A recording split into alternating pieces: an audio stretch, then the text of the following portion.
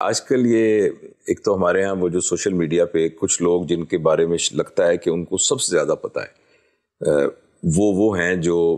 نجومی ہیں اور پامسٹ ہیں، مطلب جن کے جو حتمی طور پر بات کر سکتے ہیں، مگر نہ جتنے پڑھے لکھے لوگ سارے ہیں وہ حتمی بات نہیں کر سکتے، مگر وہ نجومی کہہ دیتے ہیں کہ اب زہرہ جو ہے جب وہ مریخ پر اس کی ساتھ نظر ہوگی تو اس کی وجہ سے پھر یہ والا ہوگا۔ اچھا، اس کے ساتھ ملتا جلتا ایک اینڈ آف ٹائم کا کانسیپٹ اب بہت ہی گفتگو میں آ گیا ہے۔ اچھا، اور اس سلسلے میں ایک پوری ترتیب کے ساتھ احادیث بیان کی جاتی ہیں کہ چونکہ اب یہ ہونے والا ہے تو اس وجہ سے جنگ وہاں سے ہوگی، پھر یمن سے راکٹ جائے گا، پھر خراسان سے وہ ہوگا۔ تو اس سلسلے میں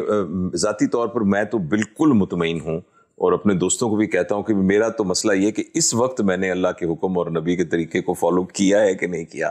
تو اگر میری ابھی موت آ گئی تو بس وہ اس کے بعد وہ سارا ہوگا۔ تو یہ اینڈ آف ٹائم کے بارے میں ڈاکٹر اسرار احمد صاحب بھی بہت تفصیل سے بات کیا کرتے تھے، آج کل میں بھی کچھ لوگ سارے کرتے ہیں۔ تو شیخ عمران ہیں جو ایک بزرگ ہیں، تو وہ ایسٹرولوجی پر بہت، تو اس میں آپ کی کیا ایک انڈرسٹینڈنگ ہے کہ یہ کتنا ضروری ہے؟ شاید ضرور یہ سوال میرا مناسب لفظ میں نے پوچھا کہ اس پر ہمیں کچھ توجہ دینی چاہیے، یا اصل بات تو وہی ہے جو آپ نے پہلے فرما دی کہ میرے لیے تو قیامت وہ ہے جس دن میں دنیا سے رخصت ہوں گا۔ جی، اس کو خود رسول اللہ صلی اللہ علیہ وسلم نے بیان بھی کیا ہے کہ من ماتا فقط قامت قیامت ہو، جس کی موت آ گئی اس کی قیامت بھی آ گئی۔ جی، ہر مسلمان کو اپنی موت کو سامنے رکھ کے اپنی زندگی کا نقشہ بنانا چاہیے، کیونکہ پیغمبر آئے اس لیے، وہ تو یہی بتانے کے لیے آئے تھے کہ موت کے بعد تم پروردگار کی بارگاہ میں اٹھائے جاؤ گے، اس لیے اس کی تیاری کرو۔ اس تیاری کا اس قیامت سے کوئی تعلق نہیں ہے جو آنی ہے، کوئی شبہ نہیں، وہ تیاری تو مجھے اپنی زندگی میں کرنی ہے، اور اس کا آخری دن وہ ہے جس دن میرا آخری سانس آئے گا۔ تو پہلی بات جو آپ نے فرمائی ہے اصل تو وہی ہے، اور توجہ بھی اس پر دینی چاہیے۔ اب جو ہمارا دین ہے اس میں اس بات کی ہدایت دی گئی ہے ہمیں کہ ایک دن تم خدا کی بارگاہ میں اٹھو گے، بلکہ اس کا اصل موضوع یہی ہے۔ اگر آپ جاننا چاہیں کہ اسلام کا موضوع کیا ہے تو ہمارے ہاں تو لوگ اس کو زندگی بناتے ہیں، میرے نزدیک موت ہے۔ اس کا اصل موضوع موت ہے۔ خدا کے پیغمبر اصل میں قیامت کی منادی کرنے کے لیے آئے ہیں، اسی لیے پیغمبروں کے کام کو قرآن انذار کہتا ہے کہ قیامت کی کچھ نشانیاں بیان کی گئی، اس میں سے جو نشانی قرآن نے بیان کی وہ تو ایک ہی، قرآن مجید میں یہ بیان کیا گیا ہے کہ یہ وسط ایشیا کی اقوام میں سے گوگ میگوگ، یاجوج ماجوج،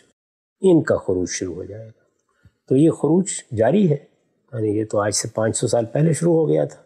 وہ مختلف صورتوں میں سامنے آتا رہے گا، یہاں تک کہ پھر قرآن نے یہ بتایا ہے کہ ایک آخری وقت میں اس کی صورت ایسے ہوگی جیسے کہ کوئی طوفان ابل پڑتا ہے، اور دنیا کے سارے پھاٹکوں سے، جیسے کہ بائبل میں آتا ہے، یہ لوگ حملہ آور ہو جائیں گے۔ تو یہ بالکل ٹھیک ہے، یعنی یہ نشانی قرآن نے بیان کی۔ کچھ نشانیاں رسول اللہ نے بھی بیان فرمائی ہیں قیامت کی، ان میں خاص طور پر 2 نشانیاں تو ایسی ہیں کہ جو ہر بار پوری ہو چکی ہیں، اور وہ ایک بڑی اہم روایت میں ہے، یعنی جس کو حدیث جبریل کہتے ہیں، کہ تم یہ دیکھو گے کہ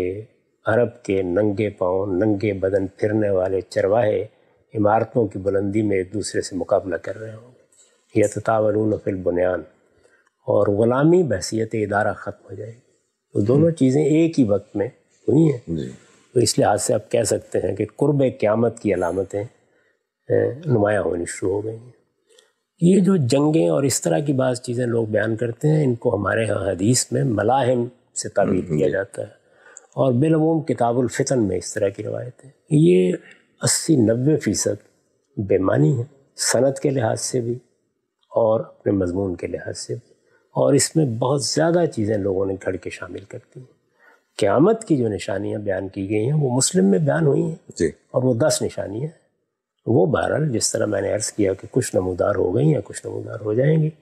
تو میرا زاویہ نظر